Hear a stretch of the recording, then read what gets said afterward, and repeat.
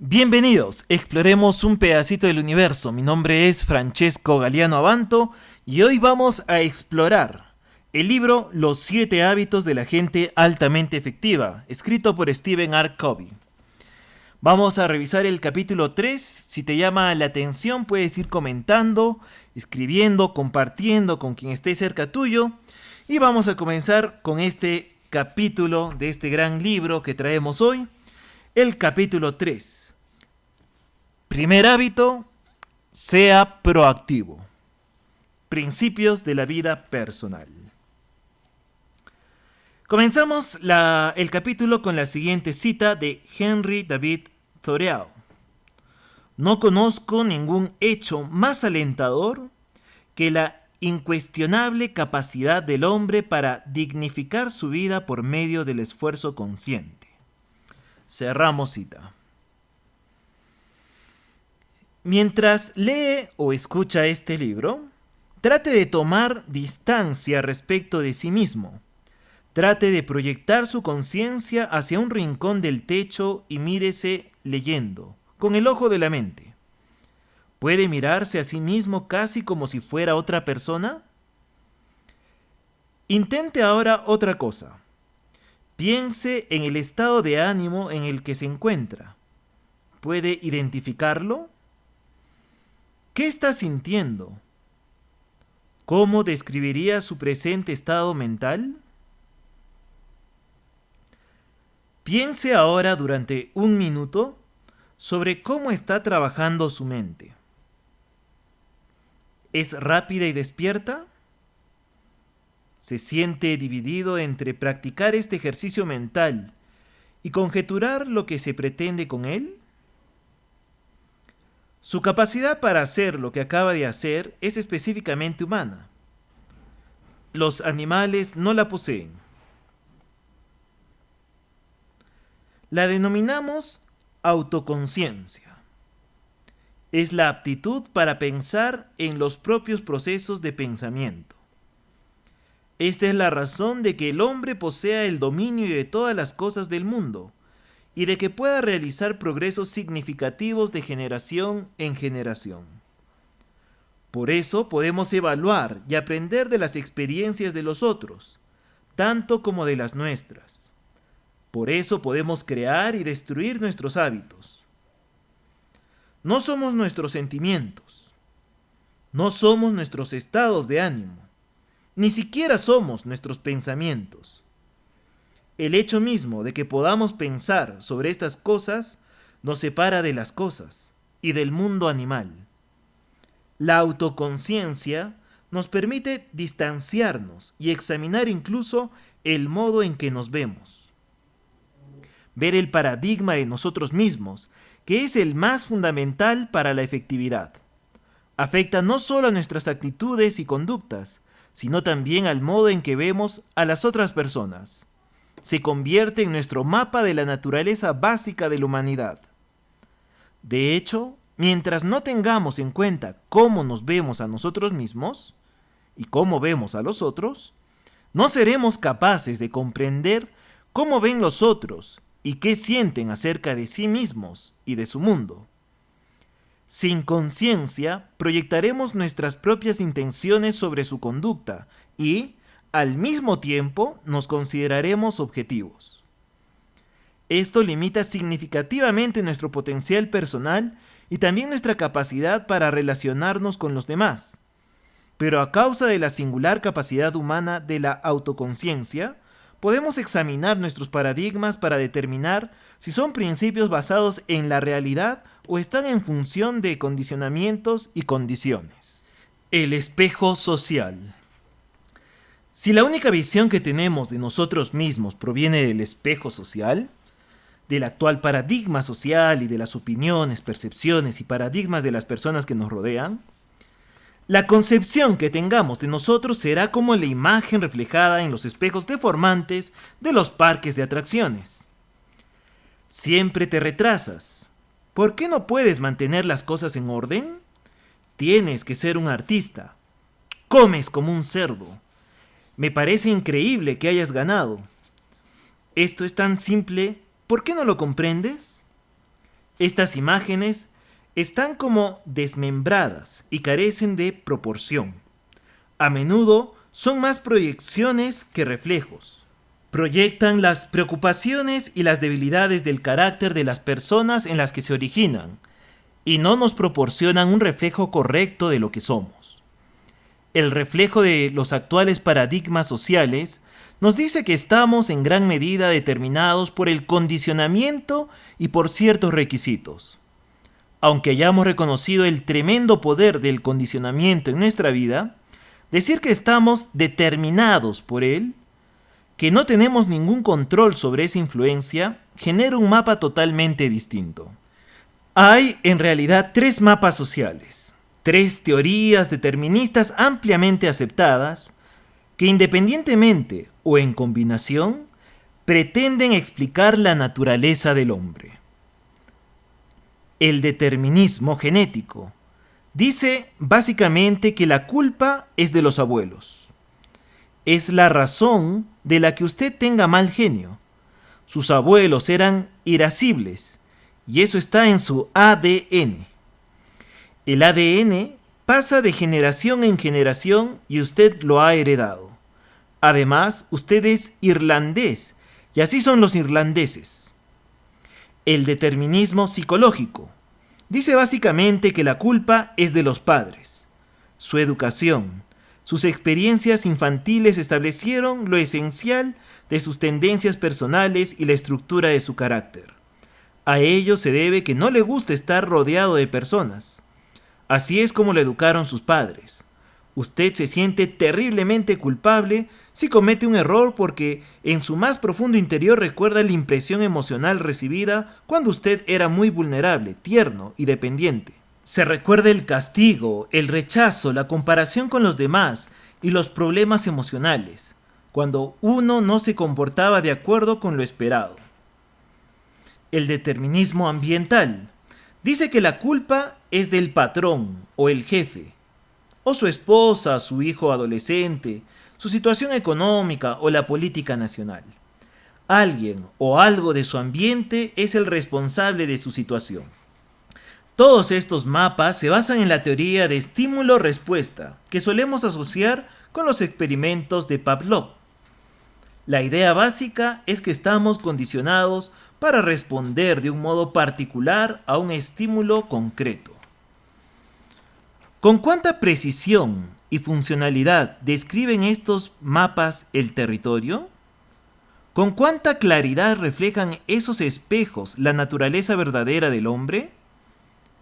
¿Se convierten en profecías de autocumplimiento? ¿Se basan en principios que podemos comprobar en nuestro interior? Entre estímulo y respuesta. Para responder a estos interrogantes, permítame el lector o el oyente que comparta con él la historia ejemplificadora de Viktor Frankl. Frankl era un determinista, educado en la tradición de la psicología freudiana, según la cual lo que nos sucede de niños da forma a nuestro carácter y personalidad, y gobierna básicamente la totalidad de nuestra vida. Los límites y parámetros de nuestra vida estarían fijados, y, en lo esencial, no sería mucho lo que podríamos hacer al respecto. Frankl era también psiquiatra y judío. Estuvo encerrado en campos de concentración de la Alemania nazi, donde experimentó cosas tan repugnantes para nuestro sentido de la decencia que incluso repetirlas aquí nos provoca zozobra. Sus padres, su hermano y su mujer murieron en los campos, en las cámaras de gas. Con la excepción de su hermana, perdió a toda su familia. El propio Frankl fue torturado y sometido a innumerables humillaciones, sin estar nunca seguro de si en el momento siguiente lo llevarían a la cámara de gas o se quedaría entre los que se salvaban, los cuales retiraban los cuerpos o recogían las cenizas de los condenados. Un día, desnudo y solo en una pequeña habitación, empezó a tomar conciencia de lo que denominó la libertad última. Esa libertad que sus carceleros nazis no podían quitarle. Ellos podían controlar todo su ambiente, hacer lo que quisieran con su cuerpo, pero el propio Viktor Frankl era un ser autoconsciente capaz de ver como observador su propia participación en los hechos. Su identidad básica estaba intacta. En su interior, él era capaz de decidir de qué modo podía afectarle todo ello.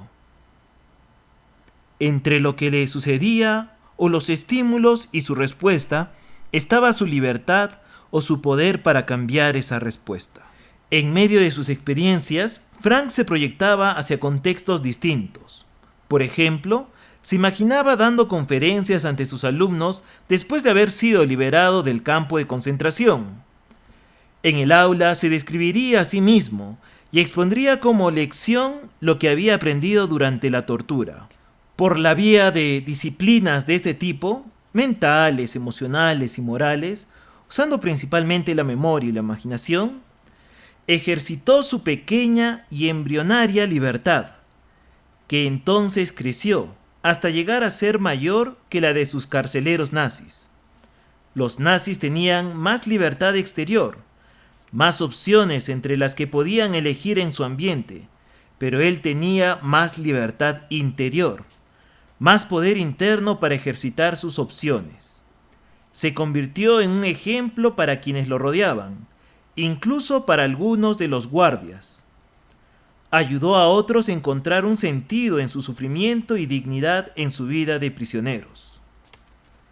En las más degradantes circunstancias imaginables, Frankl usó el privilegio humano de la autoconciencia para descubrir un principio fundamental de la naturaleza del hombre.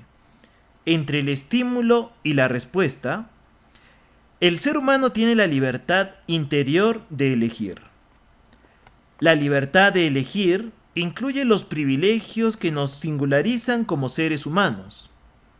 Además de la autoconciencia, tenemos imaginación, capacidad para ejercer la creación en nuestra mente, yendo más allá de la realidad presente. Tenemos conciencia moral, una profunda percepción interior de lo que es correcto o incorrecto, de los principios que gobiernan nuestra conducta y de la medida en que nuestros pensamientos y acciones están en armonía con dichos principios. Y tenemos voluntad independiente, capacidad para actuar sobre la base de nuestra autoconciencia, libres de cualquier otra influencia.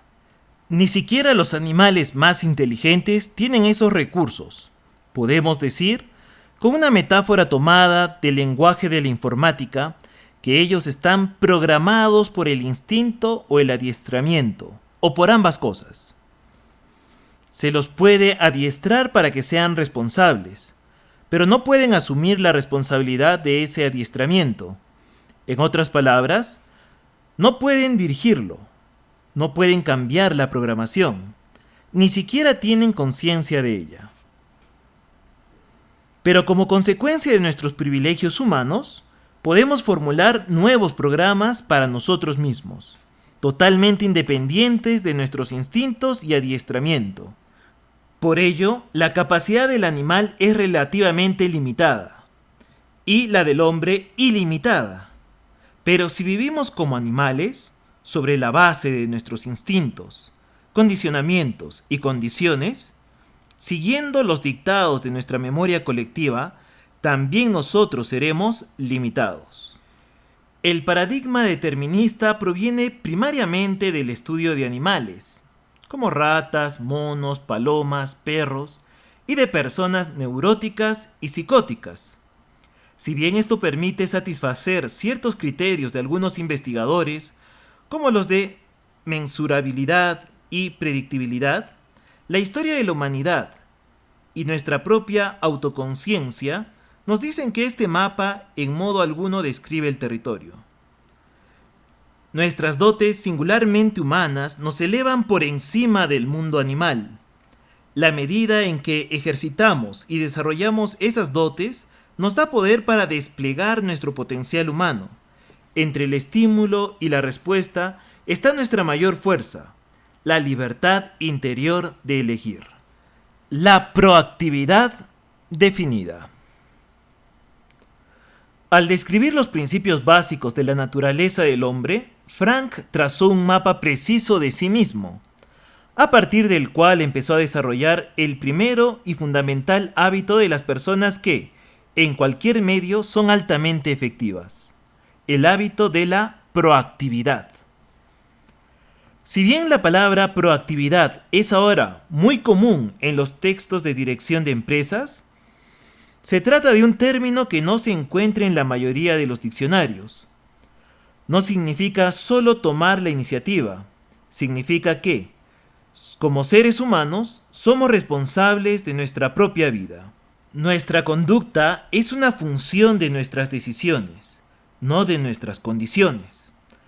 Podemos subordinar los sentimientos o los valores. Tenemos la iniciativa y la responsabilidad de hacer que las cosas sucedan. Examinemos la palabra responsabilidad, en la cual encontramos alusiones a las palabras responder y habilidad. Las personas muy proactivas reconocen esa responsabilidad. No dicen que su conducta es la consecuencia de las condiciones, el condicionamiento o las circunstancias. Su conducta es un producto de su propia elección consciente, se basa en valores y no es producto de las condiciones ni está fundada en el sentimiento. Dado que por naturaleza somos proactivos, si nuestra vida está en función del condicionamiento y las condiciones, ello se debe a que por decisión consciente o por omisión, elegimos otorgar a esas cosas el poder de controlarnos. Si nuestra elección es esa, nos volvemos reactivos. Las personas reactivas se ven a menudo afectadas por su ambiente físico. Si el tiempo es bueno, se sienten bien. Si no lo es, afecta a sus actitudes y a su comportamiento. Las personas proactivas llevan consigo su propio clima. El hecho de que llueva o brille el sol no supone ninguna diferencia para ellas. Su fuerza impulsiva reside en los valores. Y si su valor es hacer un trabajo de buena calidad, no depende de que haga buen tiempo o no. Las personas reactivas se ven también afectadas por el ambiente social, por el clima social. Cuando se las trata bien, se sienten bien. Cuando no las tratas bien, se vuelven defensivas o autoprotectoras. Las personas reactivas construyen sus vidas emocionales en torno a la conducta de los otros, permitiendo que los defectos de las otras personas las controlen. La capacidad para subordinar los impulsos a los valores es la esencia de la persona proactiva. Las personas reactivas se ven impulsadas por sentimientos, por las circunstancias, por las condiciones, por el ambiente. Las personas proactivas se mueven por valores. Valores cuidadosamente meditados, seleccionados e internalizados. También las personas proactivas se ven influidas por los estímulos externos, sean físicos, sociales o psicológicos. Pero su respuesta a los estímulos, consciente o inconsciente, es una elección o respuesta basada en valores. Como observó Eleanor Roosevelt, nadie puede herirte sin tu consentimiento. Y Gandhi dijo, ellos no pueden quitarnos nuestro autorrespeto si nosotros no se lo damos. Cierro cita. Para empezar, lo que nos daña, mucho más que lo que nos sucede, es nuestro permiso, nuestro consentimiento a lo que nos sucede. Admito que esto es muy difícil de aceptar emocionalmente, en especial si durante años y años hemos explicado nuestra desdicha apelando a las circunstancias o a la conducta de algún otro. Pero hasta que una persona no pueda decir profunda y honestamente, soy lo que soy como consecuencia de mis elecciones de ayer, tampoco podrá decir, elijo otra cosa. Una vez, en Sacramento, cuando hablaba sobre el tema de la proactividad, una mujer del público se puso de pie en medio de mi disertación y empezó a decir algo muy excitada. El público era muy numeroso y cuando algunas personas se volvieron a mirarla, ella de pronto tomó conciencia de lo que estaba haciendo. Se azoró y volvió a sentarse. Pero parecía resultarle difícil contenerse y siguió hablando con la gente que tenía alrededor. Se la veía muy feliz. Aguardé una pausa con mi impaciencia para poder averiguar qué había sucedido. En cuanto tuve la oportunidad, me acerqué a ella y le pedí que contara su experiencia. No puede imaginar lo que me ha ocurrido, dijo. Trabajo como enfermera para el hombre más miserable e ingrato que pueda imaginarse. Nada de lo que haga es suficiente para él. Nunca lo aprecia, ni siquiera me lo reconoce. Constantemente me acosa y encuentra defectos en todo lo que hago. Por culpa de este hombre mi vida es desgraciada y a menudo descargo mi frustración sobre mi familia. Las otras enfermeras sienten lo mismo. Casi rezamos para que lo echen. Y usted tuvo el descaro de plantearse allí y decir que nada puede herirme, que nadie puede herirme sin mi consentimiento, y que yo elijo mi propia vida emocional de infelicidad. Bien, en modo alguno podía yo aceptar esa idea. Pero seguí pensando sobre ello. Realicé una introspección y me pregunté, ¿tengo el poder de elegir mi respuesta? Cuando por fin comprendí que en realidad tengo ese poder, cuando me tragué esa amarga píldora y comprendí que yo había elegido ser desgraciada, también comprendí que podía elegir no serlo. En ese momento me puse de pie. Me sentía como si me estuvieran dejando salir de San Quintín. Quería gritarle a todo el mundo, ¡soy libre! Salgo de la cárcel, nunca más voy a dejarme controlar por el trato que me dispense otra persona. Lo que nos hiere o daña no es lo que nos sucede, sino nuestra respuesta a lo que nos sucede. Desde luego, las cosas pueden dañarnos físicamente o perjudicarnos económicamente, y producirnos dolor por ello, pero nuestro carácter, nuestra identidad básica, en modo alguno tiene que quedar herida.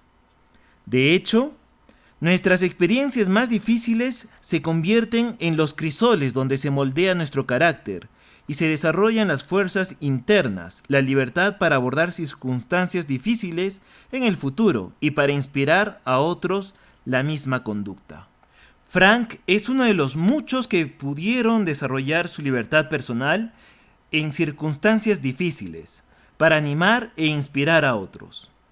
Los relatos autobiográficos de los prisioneros de guerra en Vietnam aportan convincentes testimonios adicionales sobre el poder transformador de esa libertad personal y sobre el efecto del uso responsable de esa libertad en la cultura de la prisión y en los reclusos, tanto en aquel entonces como ahora.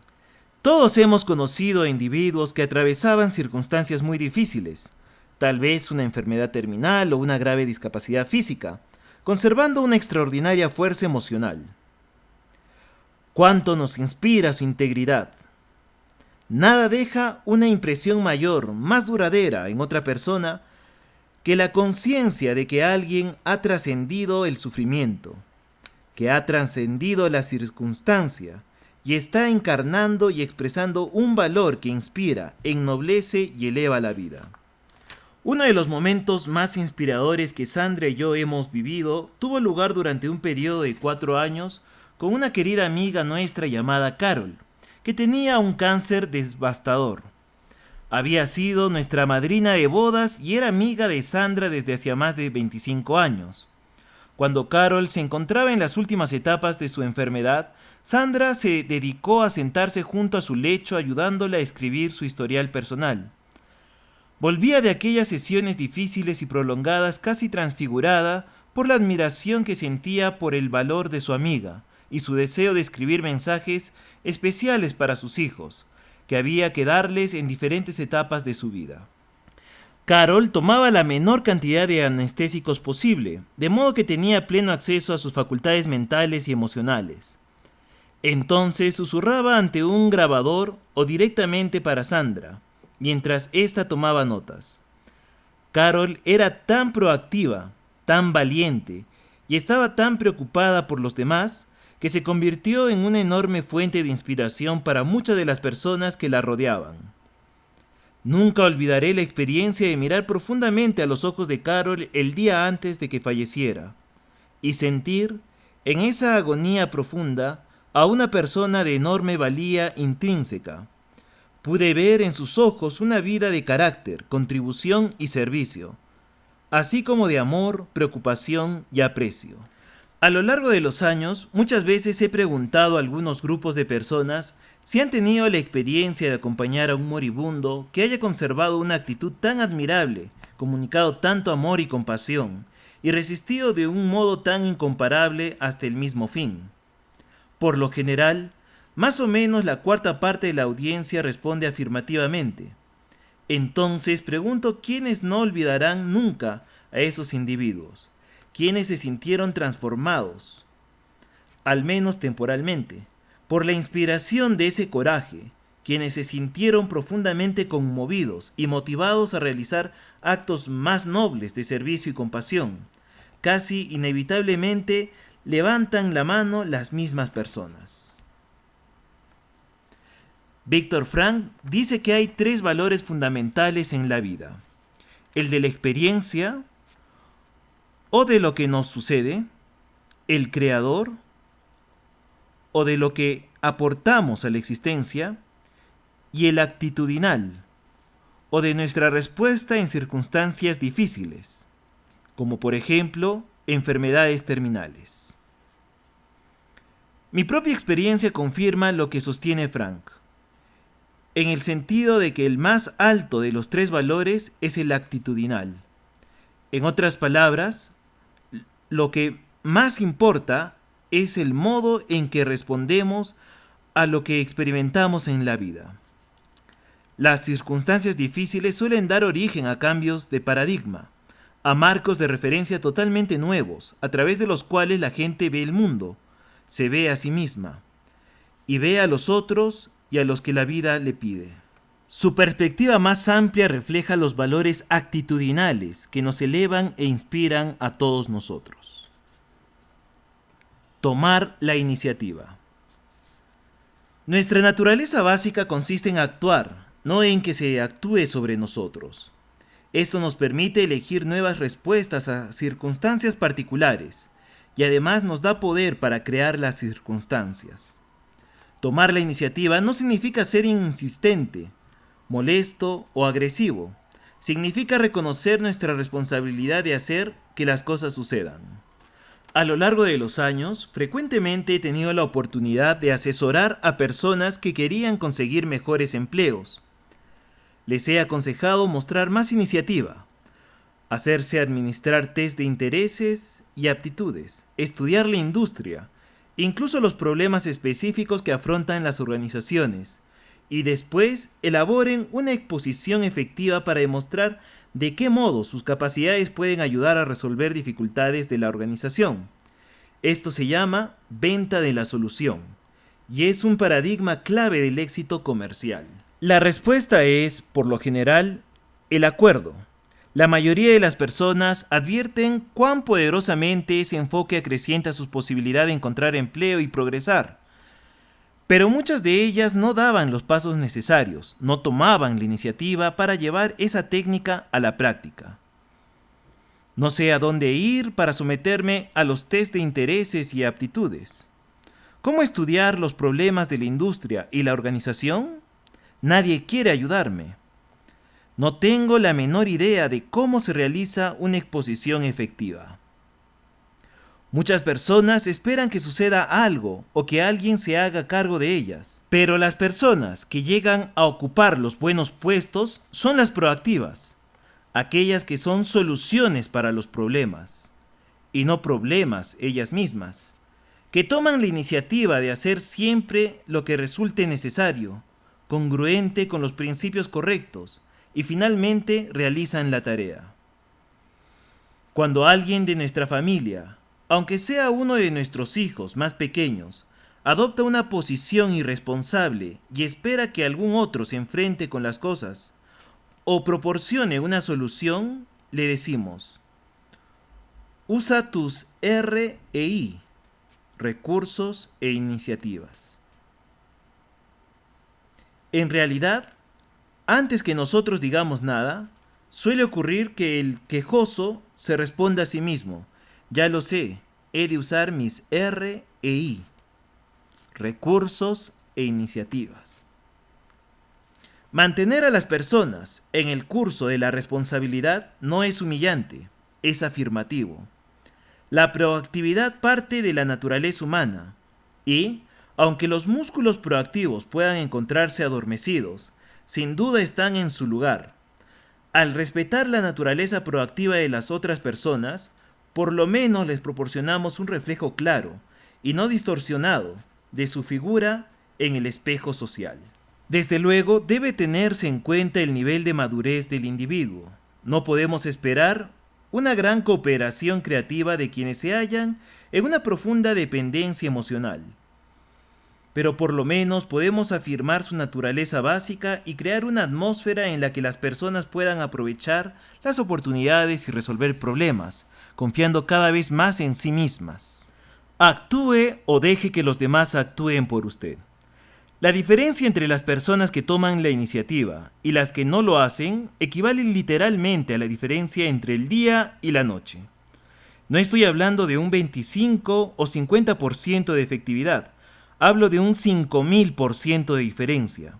En particular, si esas personas son inteligentes, sensibles ante las necesidades de los demás y están siempre alerta.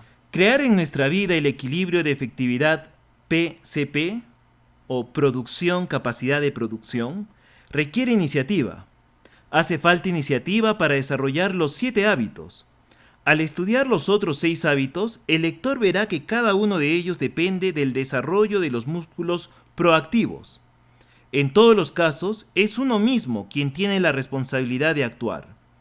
Si espera que los demás actúen sobre usted, actuarán sobre usted. Y las consecuencias en cuanto al desarrollo y las oportunidades dependen de que siga una u otra ruta. En una ocasión trabajaba con un grupo de personas de la industria de mantenimiento del hogar, representantes de 20 organizaciones diferentes que se reunían trimestralmente a fin de compartir sus números y problemas de una manera desinhibida.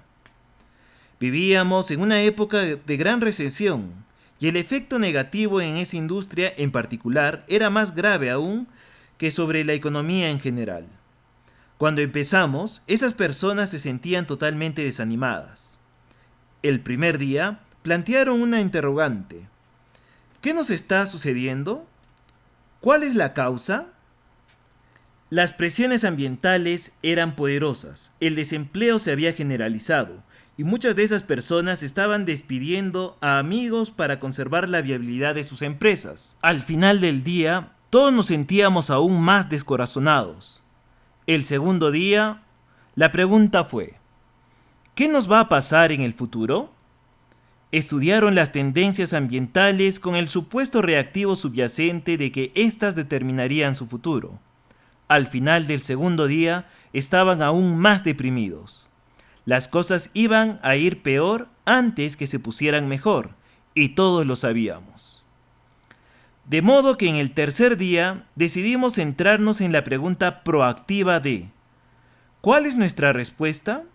¿Qué vamos a hacer nosotros? ¿Cómo podemos nosotros tomar la iniciativa en esta situación? Por la mañana hablamos sobre control y reducción de costos.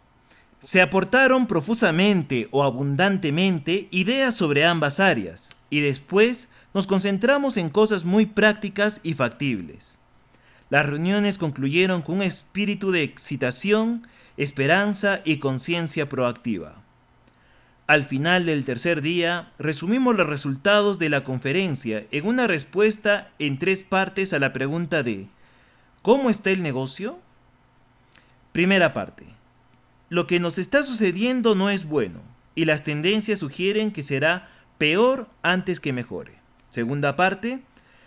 Pero lo que nosotros estamos determinando que suceda es muy bueno, pues controlamos mejor, reducimos los costos y ampliamos nuestro mercado. Tercera parte. Por lo tanto, el negocio está mejor que nunca. Ahora bien, ¿qué diría todo esto una mente reactiva? Oh, vamos, afrontemos los hechos. No pueden llevar más adelante este enfoque de pensamiento positivo y automentalización. Más tarde o más temprano tendrán que afrontar la realidad. Pero era un hecho que estábamos afrontando la realidad.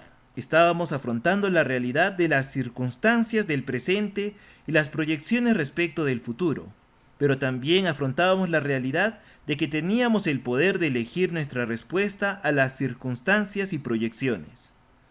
No afrontar la realidad hubiera sido aceptar la idea de que lo que sucede en nuestro ambiente tiene que determinarnos.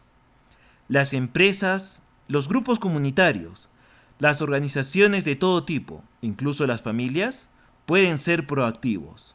Pueden combinar la creatividad y los recursos de los individuos proactivos para crear una cultura proactiva dentro de la organización.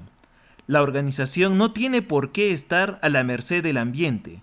Puede tomar la iniciativa para llevar a la práctica los valores compartidos y alcanzar los propósitos compartidos de todos los individuos implicados. Escuchando nuestro lenguaje. Dado que nuestras actitudes y conductas fluyen de nuestros paradigmas, si las examinamos utilizando la autoconciencia, a menudo descubrimos en ellas la naturaleza de nuestros mapas subyacentes. Nuestro lenguaje, por ejemplo, es un indicador muy fiel del grado en que nos vemos como personas proactivas. El lenguaje de las personas reactivas las absuelve de responsabilidad. A continuación, algunos ejemplos, y cómo los explica el autor del libro Stephen R. Covey. Ese soy yo soy así, eso es todo. ¿Qué quiere decir? Que estoy determinado, no puedo hacer nada al respecto. Otra frase, me vuelvo loco. Esa frase lo que quiere decir realmente es, no soy responsable. Mi vida emocional es gobernada por algo que está fuera de mi control. Otra frase, no puedo hacerlo. No tengo tiempo. Que en realidad quiere decir, me controla algo que está fuera de mí. El tiempo limitado. Si mi esposa fuera más paciente, la conducta de algún otro está limitando mi efectividad, es lo que realmente uno está tratando de decir. Tengo que hacerlo. En este caso, las circunstancias u otras personas me fuerzan a hacer lo que hago. No tengo la libertad de elegir mis propias acciones. Ese lenguaje deriva de un paradigma básico determinista, y en su espíritu está transferir la responsabilidad. No soy responsable, no puedo elegir mi respuesta. A continuación tenemos una tabla que compara el lenguaje reactivo con respecto al lenguaje proactivo. El reactivo, no puedo hacer nada, versus el proactivo. Examinemos nuestras alternativas. Reactivo, yo soy así. Proactivo, puedo optar por un enfoque distinto. Reactivo, me vuelve loco. Proactivo, controlo mis sentimientos. Reactivo, no lo permitirán. Proactivo, puedo elaborar una exposición efectiva. Reactivo, tengo que hacer eso. Proactivo, elegiré una respuesta adecuada. Reactivo, no puedo. Reactivo, elijo. Reactivo, debo. Proactivo, prefiero. Reactivo, ¿y si? Proactivo, pase lo que pase.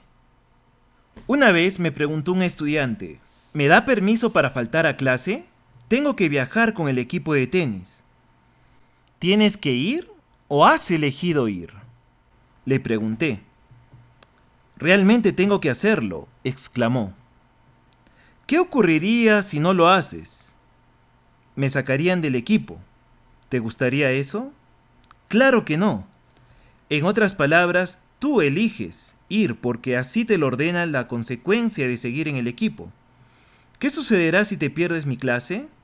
No lo sé. Piensa. ¿Cuál crees que serían las consecuencias naturales de que faltaras a clase? Usted no va a echarme, ¿no es así? Esa sería una consecuencia social, sería artificial. Si tú no acompañas al equipo de tenis, no juegas, eso es natural. Pero si no asistes a clase, ¿cuál sería la consecuencia natural? Supongo que no aprenderé. Exacto. De modo que tienes que sopesar esa consecuencia y la otra consecuencia, y elegir. Sé que si yo estuviera en tu caso, optaría por ir con el equipo, pero no digas nunca que tienes que hacer algo. Entonces, elijo ir con el equipo, respondió humildemente. ¿Y mi clase? Objeté a mi vez, con burlona incredulidad. Un serio problema del lenguaje reactivo es que se convierte en una profecía de autocumplimiento. Refuerza el paradigma de que estamos determinados y genera pruebas en apoyo de esa creencia. La gente se siente cada vez más impotente y privada de su autocontrol, alejada de su vida y de su destino. Culpa a fuerzas externas, a otras personas, a las circunstancias, incluso a los astros de su propia situación. En un seminario en el que yo hablaba sobre el concepto de proactividad, un hombre dijo: Steven, me gusta lo que dice, pero las situaciones difieren entre sí. Por ejemplo, mi matrimonio. Estoy realmente preocupado. A mi esposa y a mí ya no nos unen los antiguos sentimientos. Supongo que ya no la amo, y que ella ya no me ama a mí. ¿Qué puedo hacer? ¿Ya no sienten nada uno por el otro?, pregunté. Así es, y tenemos 3 hijos. Realmente nos preocupan. ¿Usted qué sugiere? Ámela, le contesté. Pero le digo que ese sentimiento ya no existe entre nosotros. Ámela. ¿No me entiende? El amor ha desaparecido. Entonces, ámela. Si el sentimiento ha desaparecido, esa es una buena razón para amarla. Pero, ¿cómo amar cuando uno no ama? Amar, querido amigo, es un verbo. El amor, el sentimiento, es el fruto de amar, el verbo. De modo que ámela, sírvala, sacrifíquese por ella, escúchela, comparta sus sentimientos, apréciela, apóyela. ¿Está dispuesto a hacerlo? En la gran literatura de todas las sociedades progresistas se habla de amar, del verbo. Las personas reactivas hablan del sentimiento. Ellas se mueven por sentimientos. Hollywood por lo general nos convence de que no somos responsables, de que somos un producto de nuestros sentimientos. Pero los guiones de Hollywood no describen la realidad. Si nuestros sentimientos controlan nuestras acciones, ello se debe a que hemos renunciado a nuestra responsabilidad y que permitimos que los sentimientos nos gobiernen. Las personas proactivas hacen hincapié en el verbo amar. Amar es algo que se hace. Los sacrificios que se hacen, la entrega de uno mismo, como una madre que pone un recién nacido en el mundo. Para estudiar el amor, hay que estudiar a quienes se sacrifican por los otros, incluso por personas que los hieren. Los padres tienen el ejemplo del amor que en ellos mismos despiertan los hijos por los que se sacrifican. El amor es un valor creado por medio de acciones amatorias. Las personas proactivas subordinan los sentimientos a los valores. El amor, el sentimiento, puede recuperarse. Círculo de preocupación. Círculo de influencia. Otro modo excelente de tomar más conciencia de nuestro propio grado de proactividad consiste en examinar en qué invertimos nuestro tiempo y nuestra energía. Cada uno de nosotros tiene una amplia gama de preocupaciones: la salud, los hijos, los problemas del trabajo, la deuda pública, la guerra nuclear. Podemos separarlas de las cosas con las que no tenemos ningún compromiso mental o emocional, creando un círculo de preocupación. Cuando revisamos las cosas que están dentro de nuestro círculo de preocupación, resulta evidente que sobre alguna de ellas no tenemos ningún control real. Y, con respecto a otras, podemos hacer algo. Podemos identificar las preocupaciones de este último grupo circunscribiéndolas dentro de un círculo de influencia más pequeño. Determinando cuál de estos dos círculos es el centro alrededor del cual gira la mayor parte de nuestro tiempo y energía, podemos describir mucho sobre el grado de nuestra proactividad. Las personas proactivas centran su esfuerzo en el círculo de influencia. Se dedican a las cosas con respecto a las cuales pueden hacer algo. Su energía es positiva, se amplía y aumenta, lo cual conduce a la ampliación del círculo de influencia. Por otra parte, las personas reactivas centran sus esfuerzos en el círculo de preocupación. Su foco se sitúa en los defectos de otras personas, en los problemas del medio y en circunstancias sobre las que no tienen ningún control. De ello resultan sentimientos de culpa y acusaciones, un lenguaje reactivo y sentimientos intensificados de aguda impotencia. La energía negativa generada por ese foco, combinada con la desatención de las áreas en las que se puede hacer algo, determina que su círculo de influencia se encoja. Cuando trabajamos en nuestro círculo de preocupación, otorgamos a cosas que están en su interior el poder de controlarnos. No estamos tomando la iniciativa proactiva necesaria para efectuar el cambio positivo. En páginas anteriores, compartí con el lector la historia de mi hijo, que debía afrontar serios problemas en la escuela.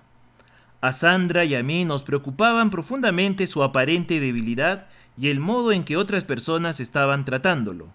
Pero esas cosas estaban en nuestro círculo de preocupación.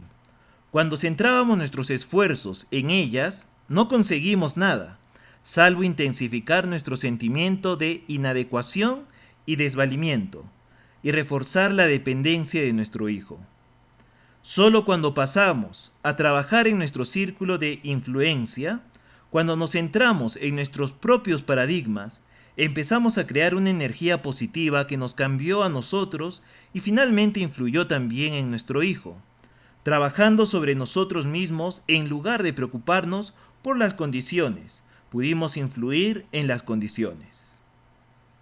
En virtud de su posición, su riqueza, su rol o sus relaciones, en algunas circunstancias el círculo de influencia de una persona es más grande que su círculo de preocupación. Esta situación refleja una miopía emocional autoinfligida, otro estilo de vida reactivo centrado en el círculo de preocupación. Aunque hayan tenido que priorizar el empleo de su influencia, las personas proactivas tienen un círculo de preocupación que es por lo menos tan grande como su círculo de influencia, y aceptan la responsabilidad de usar esa influencia con responsabilidad. Control directo, indirecto e inexistente.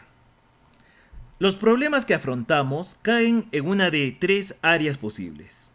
La de control directo, que involucra nuestra propia conducta. La de control indirecto, que involucra la conducta de otras personas. O la de inexistencia de control, problemas acerca de los cuales no podemos hacer nada, como los de nuestra realidad situacionales o pasadas. El enfoque proactivo da el primer paso hacia la solución de los tres tipos de problemas dentro de nuestro círculo de influencia presente.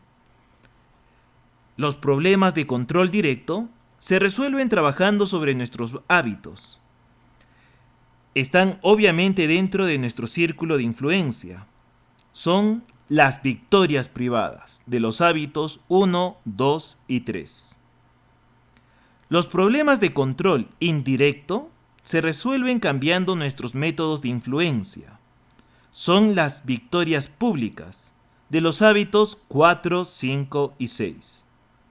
Personalmente he identificado más de 30 métodos diferentes de influencia humana, tan distintos como lo son la empatía de la confrontación o el ejemplo de la persuasión. La mayoría de las personas tienen en su repertorio solo 3 o 4 de estos métodos.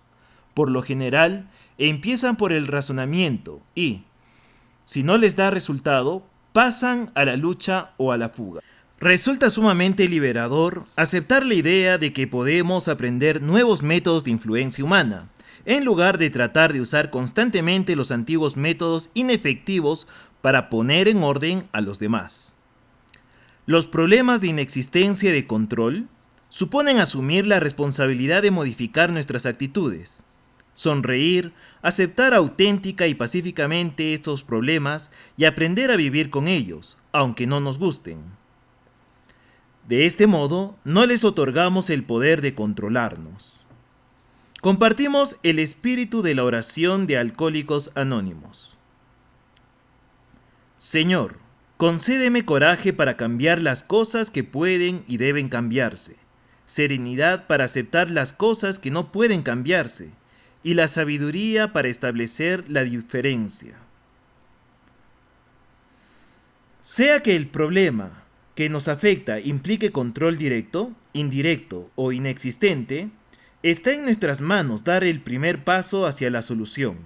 Dentro de nuestro círculo de influencia están los cambios de nuestros hábitos, de nuestros métodos de influencia y del modo en que vemos las dificultades que no controlamos. Ampliando el círculo de influencia. Resulta alentador comprender que al elegir nuestra respuesta a las circunstancias, influimos poderosamente en nuestras circunstancias. Cuando cambiamos una parte de una fórmula química, cambiamos la naturaleza de los resultados. Durante varios años trabajé con una organización que estaba encabezada por una persona muy dinámica. Interpretaba las tendencias, era creativa, inteligente, capaz y brillante, y todos lo sabían. Pero tenía un estilo muy dictatorial. Tendía a tratar a las personas como si fueran autónomas, como si carecieran de juicio propio. Su manera de hablar a quienes trabajaban en la organización era: busque esto, busque aquello, ahora haga esto, ahora haga aquello, yo tomaré las decisiones.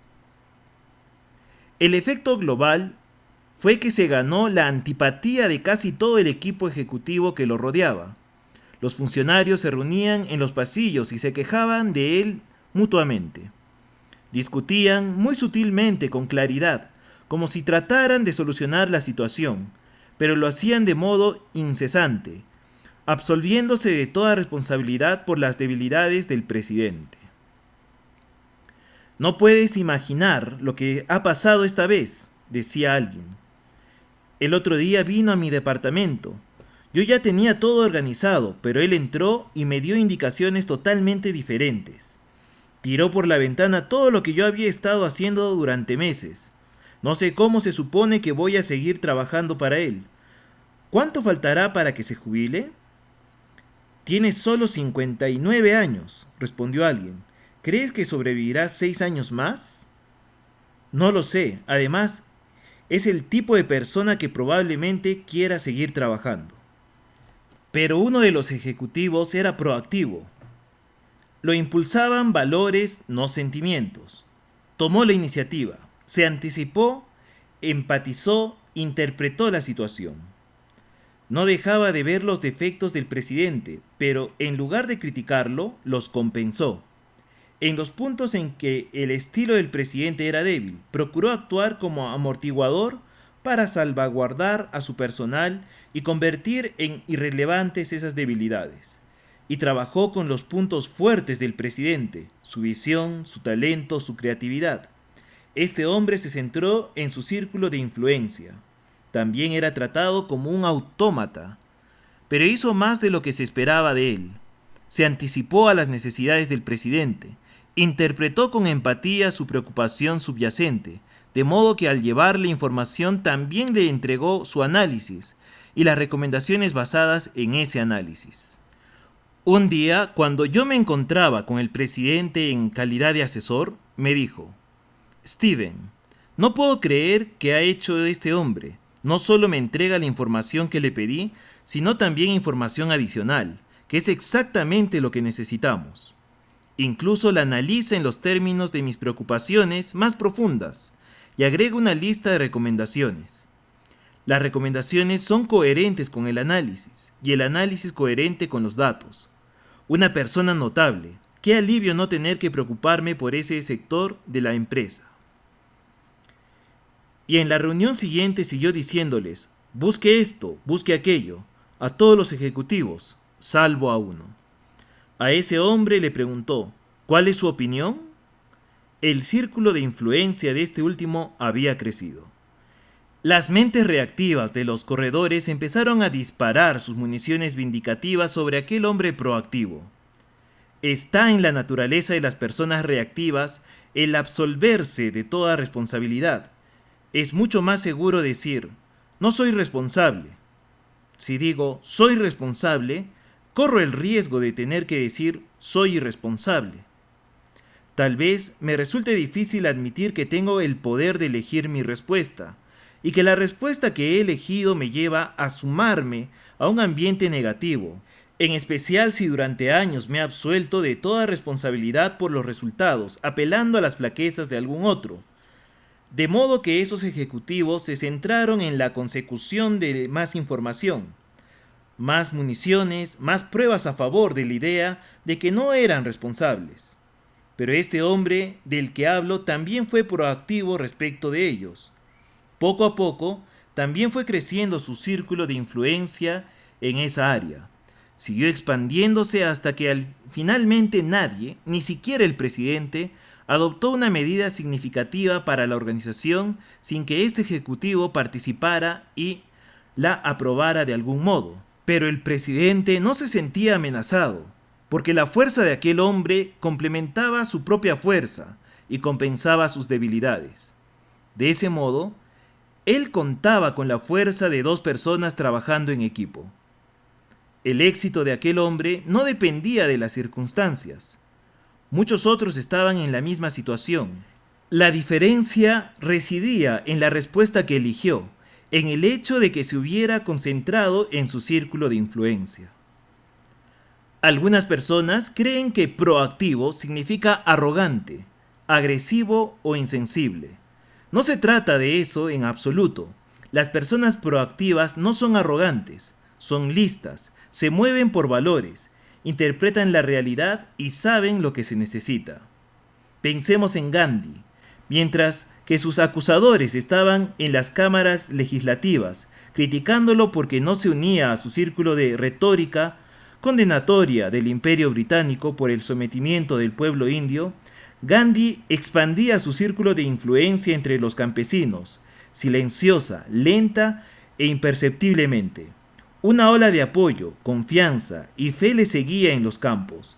Aunque no tenía ningún cargo ni posición política, por medio del ayuno y la persuasión moral finalmente puso a Inglaterra de rodillas, quebrando la dominación política impuesta a 300 millones de personas con el poder de su círculo de influencia enormemente ampliado.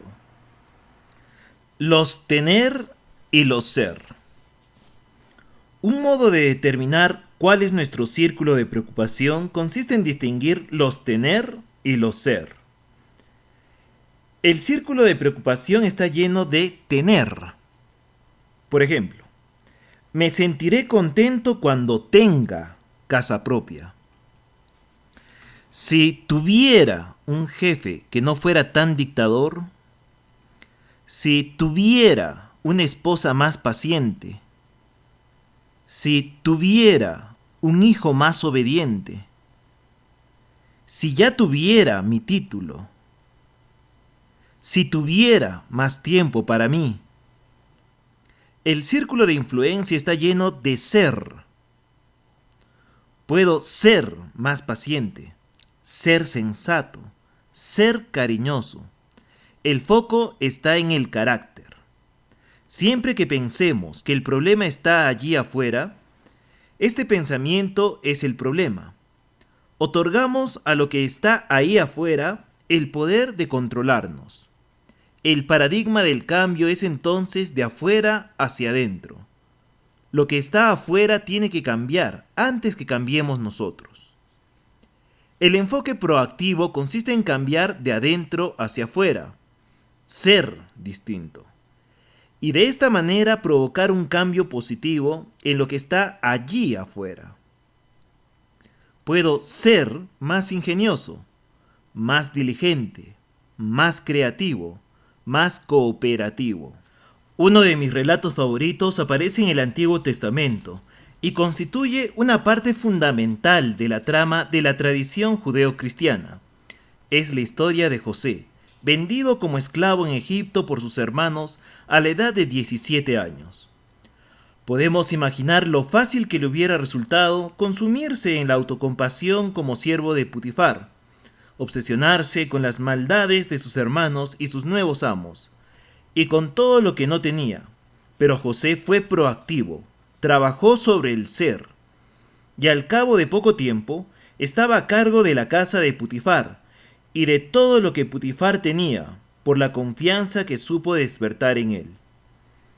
Llegó el día en que José cayó en una situación difícil y se negó a comprometer su integridad. Como consecuencia, fue encarcelado injustamente durante 13 años, pero volvió a ser proactivo.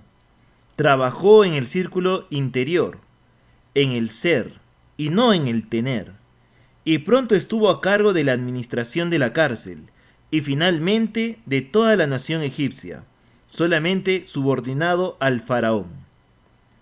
Sé que esta idea constituye para muchas personas un cambio dramático de paradigma. Es mucho más fácil culpar a otros, al condicionamiento o a las condiciones por nuestra propia situación de estancamiento.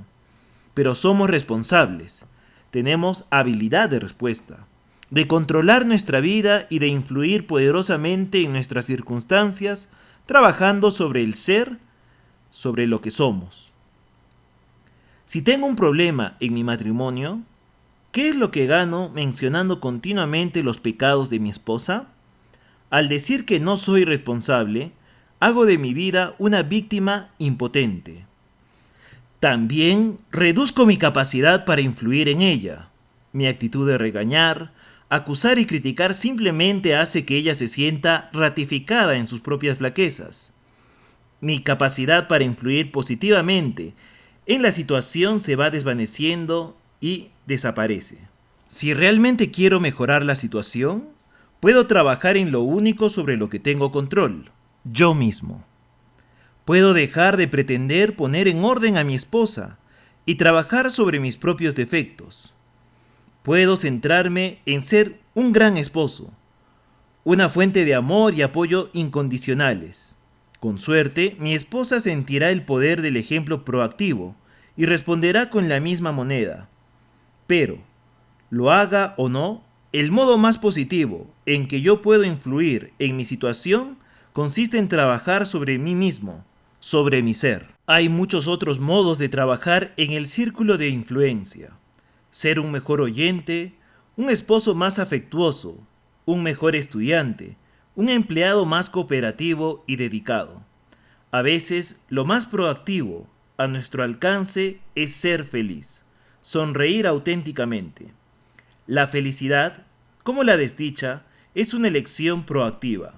Hay cosas, como el clima, que nunca estarán dentro de nuestro círculo de influencia. Pero una persona proactiva puede llevar dentro de sí su propio clima psíquico o social. Podemos ser felices y aceptar lo que está más allá de nuestro control, mientras centramos nuestros esfuerzos en las cosas que podemos controlar. La otra punta del palo. Antes de cambiar totalmente el rumbo de nuestra vida, llevándolo al círculo de la influencia, tenemos que considerar dos cosas de nuestro círculo de preocupación que merecen una consideración más profunda: las consecuencias y los errores. Si bien somos libres para elegir nuestras acciones, no lo somos para elegir las consecuencias de esas acciones. Las consecuencias son gobernadas por leyes naturales. Están fuera del círculo de influencia, en el círculo de preocupación. Podemos elegir prepararnos en medio de la vía cuando un tren avanza velozmente hacia nosotros, pero no podemos decidir qué sucederá cuando el tren nos atropelle. Podemos optar por ser deshonestos en nuestros tratos comerciales. Si bien las consecuencias sociales de esa conducta dependerán mucho de que nos descubran o no, las consecuencias naturales para nuestro carácter básico serán un resultado determinado. Nuestra conducta es gobernada por principios. Vivir en armonía con los principios tiene consecuencias positivas. Violarlos determina consecuencias negativas. Somos libres para elegir nuestra respuesta en cualquier situación, pero al elegir también optamos por la consecuencia correspondiente. Cuando uno recoge una punta del palo, también recoge la otra.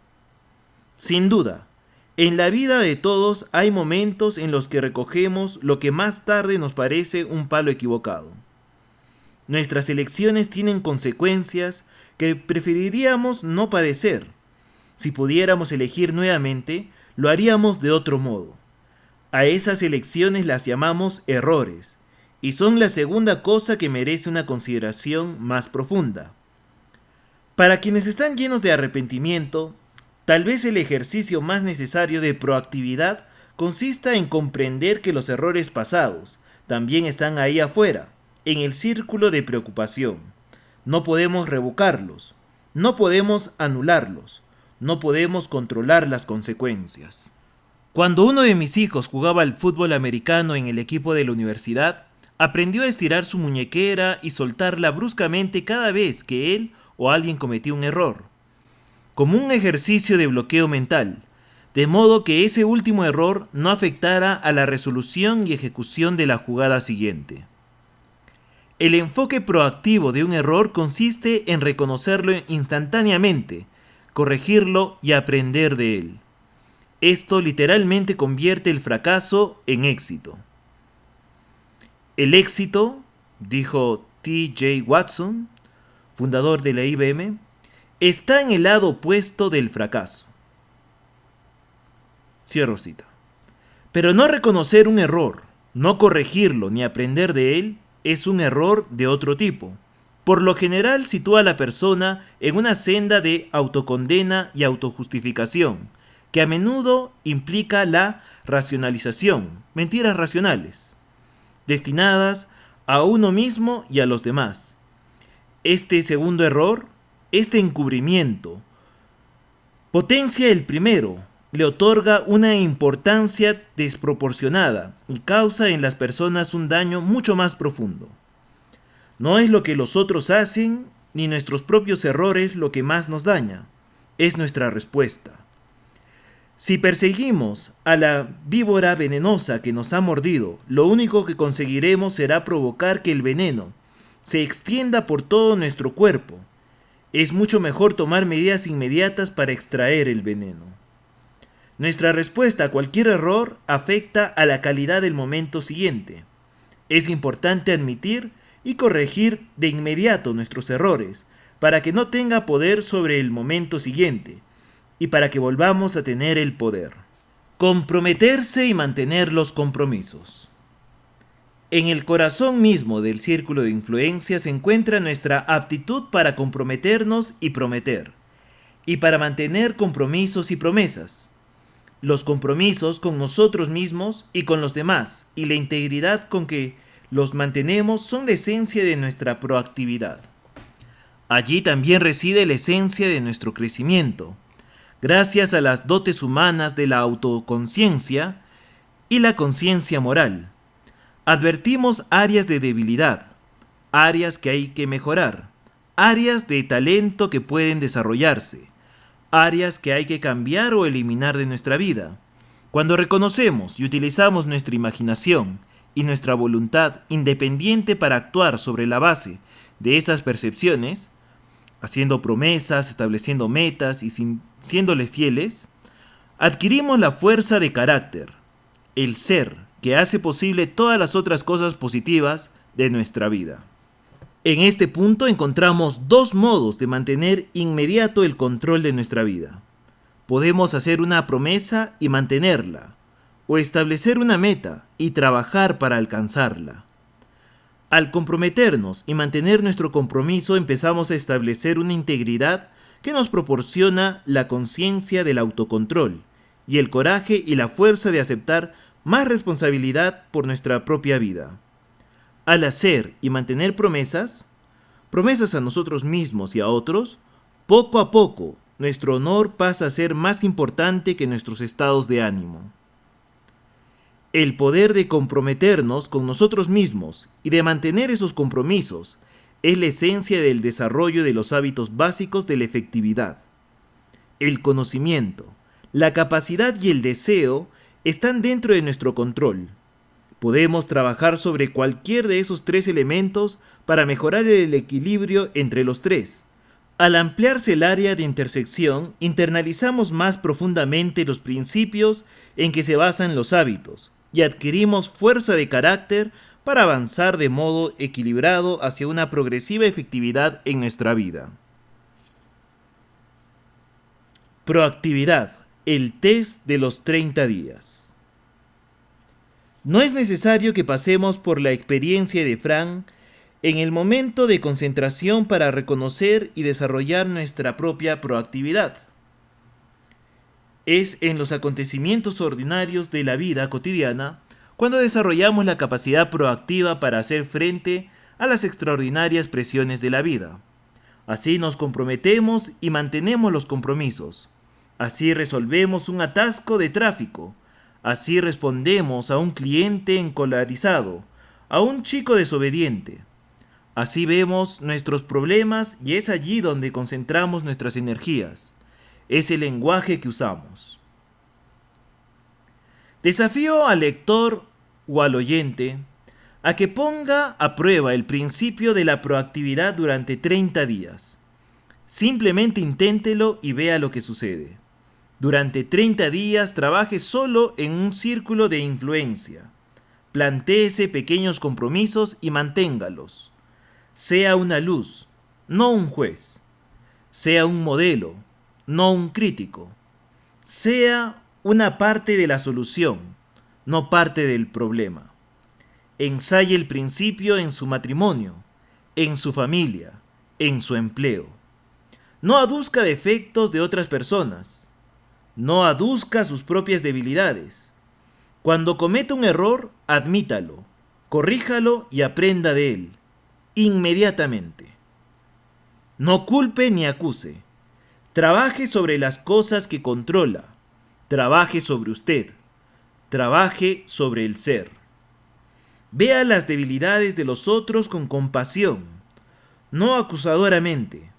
La cuestión no reside en lo que ellos hacen o deberían hacer, sino en su propia respuesta a la situación y en lo que debe hacer usted. Si empieza a pensar en el problema, está allí afuera. Deténgase. Ese pensamiento es el problema. Las personas que ejercitan día tras día su libertad embrionaria la van ampliando poco a poco. Las personas que no lo hacen la ven debilitarse hasta que dejan de vivir y literalmente son vidas. Actúan según los guiones escritos por los padres, los compañeros, la sociedad.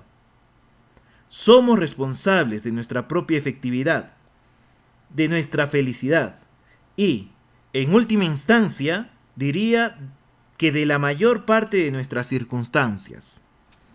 Samuel Johnson observó: la fuente de la alegría debe brotar en la mente, y quien conozca tan poca a la naturaleza humana como para buscar la felicidad en cualquier cosa que no sea su propia disposición, malgastará su vida en esfuerzos infructuosos y multiplicará las aflicciones que se propone suprimir. Cierro cita. Saber que somos responsables, con habilidad de respuesta, es fundamental para la efectividad y para todos los demás hábitos de efectividad que vamos a considerar.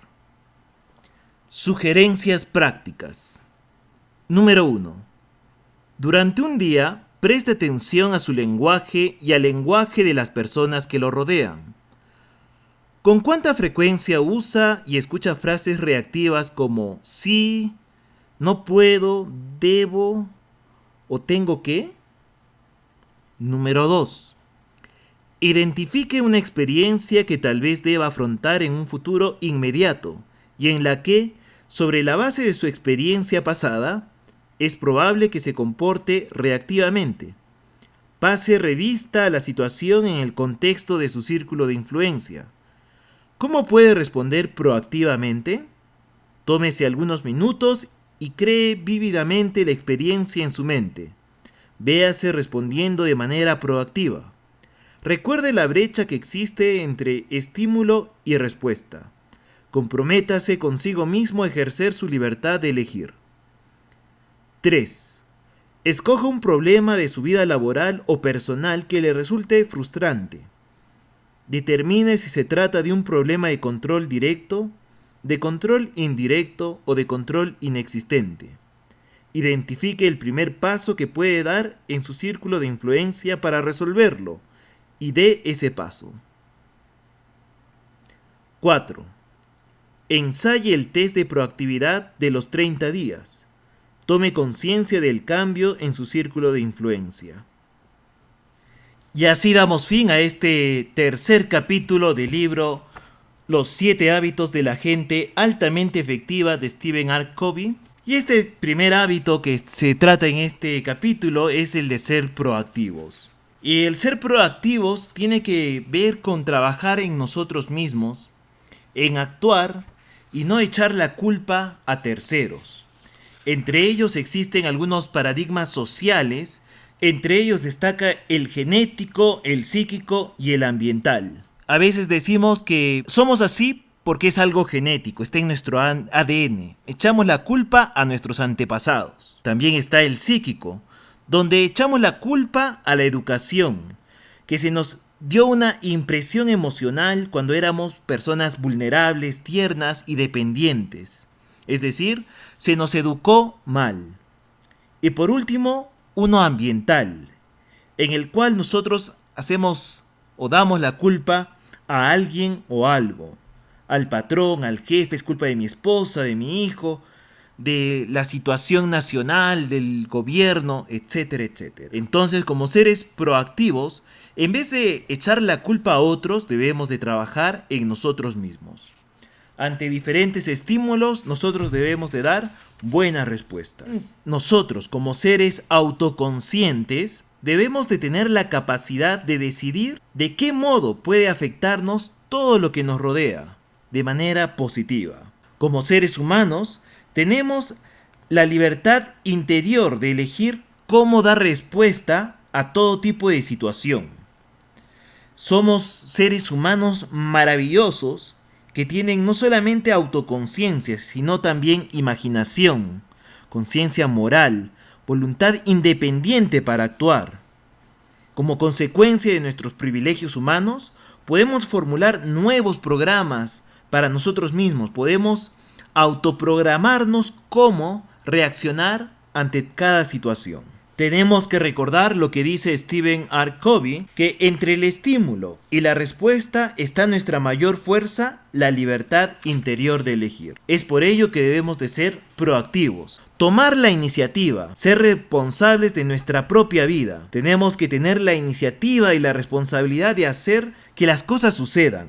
Como el autor del libro dijo, su conducta es un producto de su propia elección consciente, se basa en valores y no es producto de las condiciones ni está fundada en el sentimiento. Entonces nosotros tenemos que actuar de acuerdo a valores ya bien arraigados dentro de nosotros y no ser personas sentimentales que un sentimiento nos embargue de manera negativa. Un ser proactivo tiene la fuerza impulsada en sus valores. Como nos enseña Stephen R. Covey, las personas proactivas se mueven por valores, valores cuidadosamente meditados, seleccionados e internalizados. Si queremos ser personas proactivas, tenemos que empezar a escoger estos valores, seleccionarlos cuidadosamente y colocarlos internamente, porque el trabajo se hace de adentro hacia afuera. Así también, cuando existen experiencias difíciles en nuestras vidas, debemos de transformarlas y moldearlas para que puedan desarrollar nuestro carácter y nos pueda dar esa fuerza interior. Es decir, debemos de aprovechar cada situación difícil en nuestras vidas. Es lo que haría un ser proactivo. Uno de los valores fundamentales más importantes para nuestra vida es el modo en que respondemos a lo que experimentamos en la vida. ¿Cómo es que actuamos? Y debemos de elegir nuestras respuestas a circunstancias particulares de manera positiva. Las personas que llegan a ocupar los buenos puestos a nuestro alrededor son las proactivas.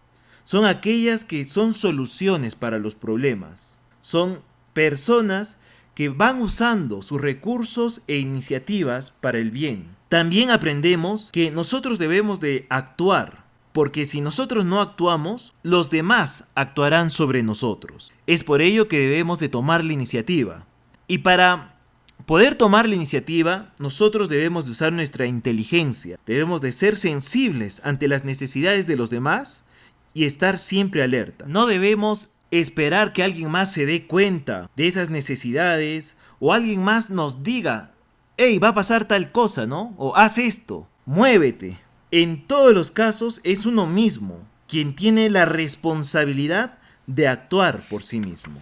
Existen algunas preguntas que nosotros podemos hacernos para poder ser proactivos, como ¿qué vamos a hacer nosotros? ¿Cómo podemos nosotros tomar la iniciativa en esta situación? Siempre estemos analizando y actuando inmediatamente, haciendo uso justamente de la inteligencia que tenemos, tratando de ser sensible a las necesidades que están a nuestro alrededor y sobre todo estando alertas. Eso es lo importante. Y si estamos en una organización, podemos combinar la creatividad y los recursos de los individuos proactivos para crear una cultura proactiva que impulse, que lleve hacia adelante a todos. Es interesante la historia también que cuenta de aquel hombre que ya no sentía amor por su esposa y cómo es que Stephen R. Covey le enseña y le dice que amar es un verbo, que en sí todos podemos volver a amar, porque el amor es acción. No así el sentimiento, que en sí es el fruto del amar, de la acción. Y se le invita a que él pueda prestarle servicio, que se sacrifique por ella, que comparta nuevamente bellas experiencias, que la aprecie, que la apoye. Como buen ser proactivo, el amor debe ser acción. El amor es un valor creado por medio de acciones amatorias. El amor, el sentimiento, en otras palabras, puede recuperarse por medio de sacrificios, de entrega, de acción. Otra parte que podemos rescatar de este capítulo es que debemos de examinar en qué invertimos nuestro tiempo y nuestra energía. Más que nada, a veces estamos preocupados en un círculo de preocupación que realmente no está en nuestras manos. Debemos de dedicarnos a las cosas en las cuales nosotros podemos hacer algo, porque al hacerlo se transforma en una energía positiva que se amplía y aumenta, lo cual al final conduce a la ampliación de ese mismo círculo de influencia sobre los demás. Es decir, cuando nosotros nos centramos en nuestros propios paradigmas para empezar a solucionarlos, empezamos a crear una energía positiva. Y esto contagia no solamente a otras partes en nuestra vida, sino a todos los que nos rodean. Entonces, el mensaje de todo esto es que debemos de centrarnos en nuestros problemas y trabajar en ellos. Debemos de trabajar sobre nosotros mismos y no estar viendo el error en los demás. Y si nos topamos con algo sobre lo cual no tenemos control, entonces debemos de sonreír, aceptar auténtica y pacíficamente esos problemas y aprender a vivir con ellos aunque no nos gusten, según nos dice Stephen R. Covey, el autor de este libro. El enfoque proactivo consiste en cambiar de adentro hacia afuera. Recuerden, de adentro hacia afuera. Ser distintos, ser más ingeniosos, más diligentes, más creativos, más cooperativos. Y es por ello que debemos de trabajar sobre nuestros propios defectos. Debemos de tratar de cambiar nuestro propio ser. Otra parte del libro de Stephen R. Covey nos dice: nuestra conducta es gobernada por principios. Vivir en armonía con los principios tiene consecuencias positivas. Y para tener resultados positivos, obviamente debemos de buscar principios correctos que nos gobiernen correctamente. Y si por A o B nosotros cometemos un error, reconozcamos. corrijamos este error y aprendamos de él. Ese es el enfoque de un proactivo. Reconocer el error, corregirlo y aprender de él. Si no, es un desperdicio. Así también nosotros adquirimos la fuerza de carácter cada vez que hacemos promesas, establecemos metas y las cumplimos. Cada vez que hacemos una promesa a nosotros mismos y a otros y las llevamos a cabo, les somos fieles. Todo ello es la esencia del desarrollo de los hábitos de la efectividad. Poco a poco nosotros podemos plantearnos pequeños compromisos y mantenerlos. Eso nos ayudará a tener mayor confianza en nosotros. El autor del libro finalmente concluye con un desafío para cada uno de nosotros, que debemos de ser proactivos durante 30 días. Durante 30 días enfocarnos para ser una luz, un modelo, ser parte de la solución, no echar la culpa a terceros. De plantearnos durante 30 días pequeños compromisos y serle fieles a ellos. Que durante 30 días podamos reconocer algún error, admitir que existe ese error dentro de nosotros, corregirlos y aprender de él. Dejar de echar la culpa a terceros y trabajar sobre nosotros mismos. Y este fue el tercer capítulo del libro Los 7 hábitos de la gente altamente efectiva, de Stephen R. Covey. Quien habla es Francesco Galiano y los espero en el siguiente capítulo. Nos vemos.